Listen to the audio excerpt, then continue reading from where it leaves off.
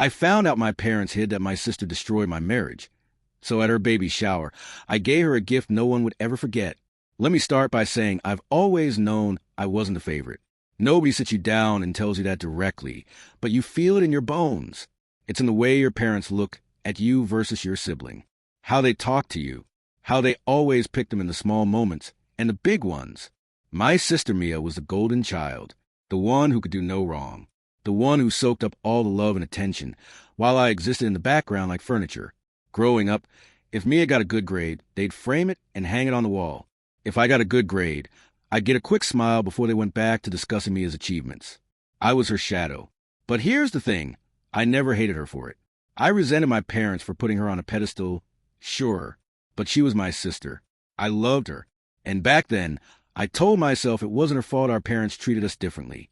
I thought once we became adults, things would balance out, that we'd find our place and our relationship would even itself. But I was wrong.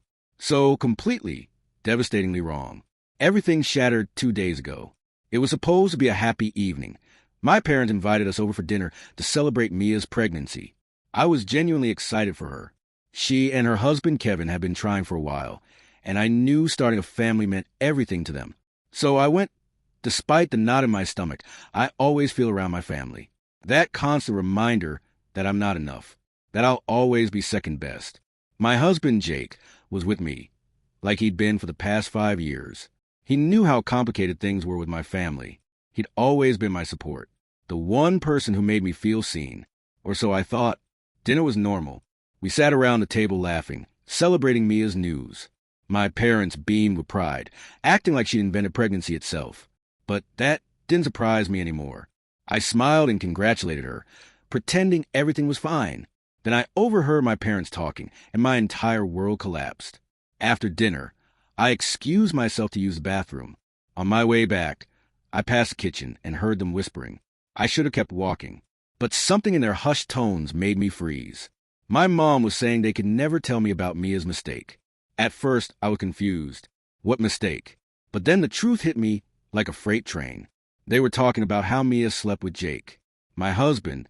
It happened a month ago, apparently, and they decided not to tell me, to protect Mia, because she was their precious girl who didn't deserve to have her image tarnished. They called it a simple mistake, a lapse in judgment, something that should be forgiven because, and this is the part that broke me, the important thing was that she managed to get pregnant. I stood there frozen, unable to move, unable to breathe. The walls closed in. My mind flooded with disbelief, betrayal, and rage. My husband, my partner, the man I trusted with everything, he betrayed me with my own sister. And worse, my parents knew. They kept it secret. They chose to protect Mia instead of telling me the truth. They chose her, again, over me. It felt like every year of feeling less than was suddenly validated. They made their choice, and it wasn't me. I don't remember leaving that house. I vaguely recall muttering something about not feeling well. I couldn't face them. Not my parents, not Mia, and especially not Jake. I just got in my car and drove. I don't even remember where I went.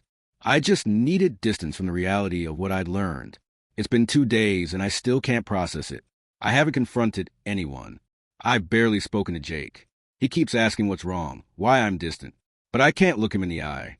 Every time I see him, all I think about is him with her. My sister. How could he do this? How could she? And how could my parents hide it like it didn't matter? Like I didn't matter? I keep replaying that conversation. Hearing my parents say Mia's mistake shouldn't ruin her life. That it was just a slip. But what about my life? My marriage? Does that not count? Do I not count? It feels like I've been erased. Like I'm a side character in a story that should be mine. But somehow, it's always about Mia. No matter what she does, no matter how much she hurts me, they'll always protect her.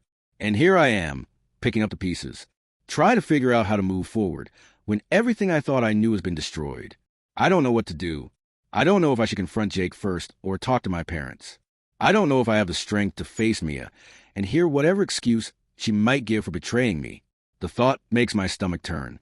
But I can't keep living like this, pretending everything's okay when it's not. I can't let the secret poison every moment. Part of me wants to scream at them all, to tell them how much they've hurt me. But another part just wants to walk away and never look back. I don't know which part to listen to. All I know is I feel completely broken, and I don't know how to put the pieces back together. I've spent my whole life feeling like I don't matter, and now it's been confirmed. My parents made it clear Mia will always be the priority, no matter what she does or who she hurts. But where does that leave me? Update 1. It's been over 2 weeks since I first posted. I've had time to think, to feel, and to plan. At first, I was paralyzed by pain and confusion, but that numbness has faded, replaced by something colder, sharper, much more dangerous. I thought about confronting Jake, Mia, and my parents for closure, but I've decided on something different. Yes, I'll confront them, but not to yell or cry or ask for explanations. I want them to feel the same pain I've been drowning in. I want revenge. These past few days, I've been meticulous, patient. They think I know nothing, that I'm that second-rate daughter and wife who just smiles and goes along with everything. Let them keep thinking that, because in the meantime, I've been working in silence. Betrayal always leaves traces, even when people think they've covered their tracks. And I'm determined to find every last detail they thought was hidden. A few days after my last post, my mother called, cheerful as ever, acting like nothing happened, like she hadn't been part of this massive betrayal. She wanted to know if I'd organize Mia's baby shower, because in my family, I'm basically the help, and of course I'd be the one to handle it. If the situation were reversed, she'd never ask Mia to do. She wanted me to celebrate the very person who destroyed my marriage. The audacity left me speechless for a moment, but then it hit me. I could use this to my advantage. This could be the perfect opportunity to set the stage for what's coming. So I agreed. I said yes, making sure my voice didn't reveal my true intentions. She was thrilled. Mia will be so happy, she said. I smiled, thinking about how happy Mia would be when she found out what I had planned. But before making my move, I needed evidence. I become almost obsessive about uncovering every secret, every message, every piece of proof showing exactly what they did. At night, while Jake sleeps, I go through his phone, his laptop, even his old backups. At first, I wasn't sure I'd find anything. Maybe they've been smart enough to cover their tracks. But people always get careless when they think they've gotten away with something. The first evidence came in a hidden folder on his phone. He thought he was clever, naming it something innocent. But I know him too well. Inside were photos, pictures of him with Mia. And it turns out it wasn't just once. It was an elaborate affair. Some photos seemed innocent at first glance, but others made it crystal clear what had happened between them. My stomach churned as I looked at them, but I didn't stop. Over the following nights, I kept digging. Text messages, emails, old social media conversations. I found exchanges between Mia and Jake from months ago, talking about how careful they'd been to make sure I didn't find out. Their words hurt, but they also fueled me. They were so casual about it, like I was nothing more than an obstacle in their way. But the real bombshell came when I found messages between my parents and Mia. My mother had been actively helping keep it all secret. There were conversations about how Ray doesn't need to know, and the importance of protecting Mia's image. Mia sent screenshots of these messages to Jake, assuring him our parents were on their side, that they didn't have to worry about me finding out. I felt sick reading it. They didn't care that I'm their daughter. All they care about is Mia's reputation. I've saved everything. Every photo, every message, every piece of evidence is carefully stored and backed up. I'm not going to rush. I'm going to wait for the perfect moment. Maybe at the baby shower. Maybe after. But I'll make sure that when it all falls apart, it falls apart hard. They won't know what hit them. Update 2. It's been about a week since my last update, and there's so much to share. The events of yesterday feel like they happened in a dream, or maybe a nightmare, depending on who you ask. I spent the day at Mia's baby shower, playing the part of the perfect hostess, while hiding the storm brewing inside. The facade was carefully crafted. I was the supportive sister, the cheerful daughter, the obedient wife. Everyone was there, family, friends, and Kevin, Mia's husband. None of them knew about the storm about to be unleashed. The celebration was elaborate. My mother was practically bursting with pride, making sure everything was perfect for her precious Mia. My parents had no idea the real gift was coming from me, a gift that would shatter the carefully constructed world they'd built. I was acutely aware of my racing heart. I could feel my pulse, not from excitement, but from anticipation of the chaos about to unfold. As the day went on, I engaged in light conversation, laughed at shallow jokes, arranged the many gifts stacked on the table. The whole time, I was intensely aware of the ticking time bomb about to explode. I could see Mia enjoying the attention. Her smile wouldn't last long. But the longer she thought she'd gotten away with it, the better for my revenge. The moment came when they cut the cake. Everyone clapped and congratulated her. My pulse raced even more as I prepared to give Mia her special gift. I told everyone it came from the heart. But deep down, I knew it came from the depths of my pain. I stood up to address everyone. The noise in the room fell silent. Mia looked at me with a bright smile, visibly excited as she reached for the beautifully wrapped box. I'd put effort into the presentation. Exquisite paper, a luxurious bow, all designed to create anticipation and make it seem like a very important gift, which it was. Everyone gathered around Mia to get a closer look as she began unwrapping it. Inside were printed photos, shocking images of her and Jake in very compromising situations, intimate moments frozen in time, the kind of photos you wouldn't want your family to see. I'd carefully chosen the most incriminating images, the ones that revealed the betrayal with undeniable clarity. Mia's expression changed from excitement to confusion, and then to horror as she processed the contents of the box.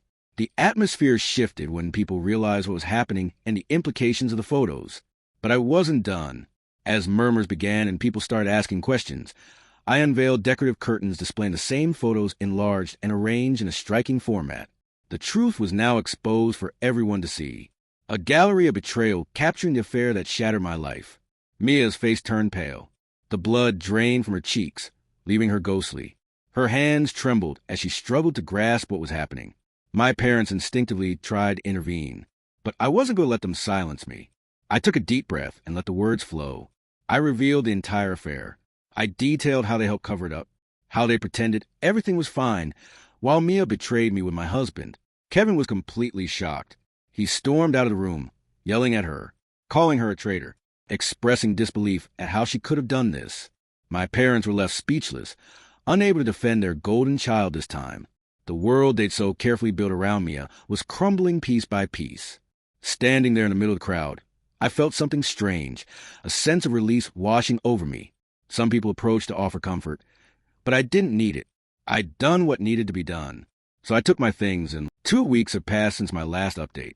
I think the dust has settled enough to share the aftermath of my surprise at the baby shower and the fallout for everyone involved. The night I revealed everything, I left as soon as I finished showing the evidence. I didn't want to talk to anyone or face reactions. I didn't know what happened afterward until Mia's friend, well, now ex-friend, contacted me a few days later. She started the conversation in a tone ranging from disbelief to disgust.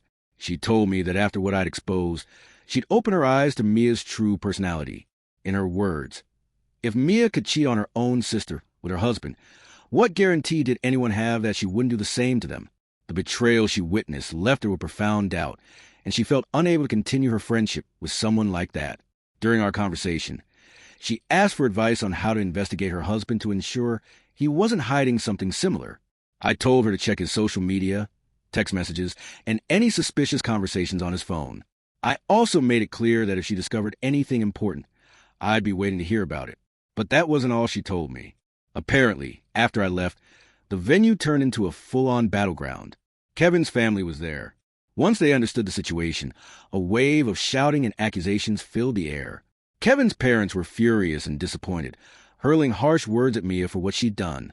My father tried to intervene to defend his daughter. He claimed Mia was pregnant, and they shouldn't speak to her that way. But Kevin's father wasn't holding back.